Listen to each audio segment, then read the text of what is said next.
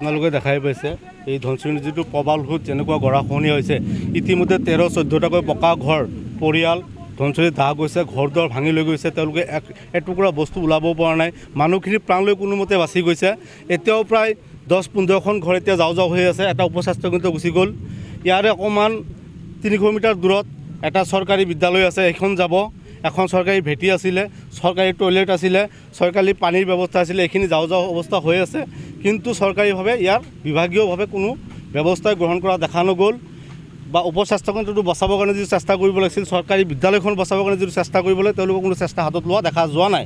আনকি যিখিনি মানুহৰ ঘৰ দুৱাৰ গুচি গ'ল, তেওঁলোকে এতিয়া ৰাস্তাত পৰি আছে, ওপৰৰ পৰা বৰষুণ পৰি আছে, এখন ত্ৰিপাল নাই, তেওঁলোকৰ পশুধনৰ খাদ্য নাই। গোটেই গাঁওখন এতিয়া প্লাবিত হৈ গৈছে, ঘৰে ঘৰে পানী, তেওঁলোকৰ খোৱা বোৱা নাই।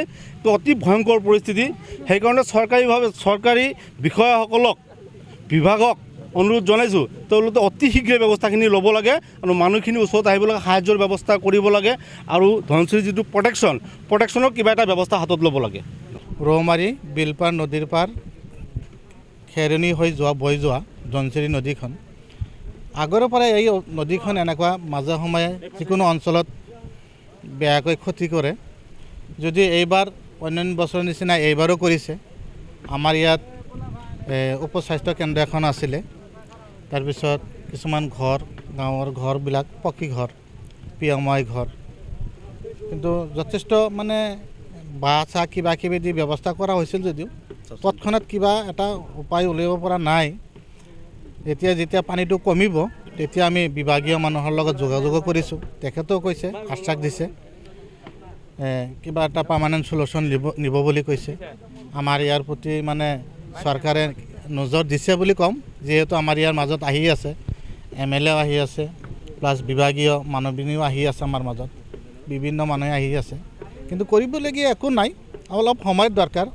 সময়খিনি পালে আমাৰ ইয়াত যদি অলপ চৰকাৰে সহায় কৰে, তেতিয়া আমাৰ উপকাৰ হ'ব। আমাৰ এই চৰ অঞ্চলৰ বিশেষকৈ খেতি প্ৰধান মানুহখিনি আৰু বেলেগ কোনো উপাৰ্জন নাই, এইটোৱে উপাৰ্জন, খেতি বাতি কৰি খাই থাকে। যিয়ে নহওক, এই নদীখন যদি কিবা পাৰ্মানেণ্ট এটা চলিউশ্যন ওলাই দিয়ে গভৰ্ণমেণ্টে, আমি তাৰ কাৰণে গভৰ্ণমেণ্টলৈ অনুৰোধ জনাম। আমাৰ মুখ্যমন্ত্ৰী মহোদয়লৈ মই অনুৰোধ জনাম, যাতে আমাৰ কিবা অলপ চাই, আমাৰ এইফালে চৰ অঞ্চলৰ কাৰণে কিবা অলপ চাই, যাৰ কাৰণে মই অনুৰোধ জনাম। এইখিনিকৈ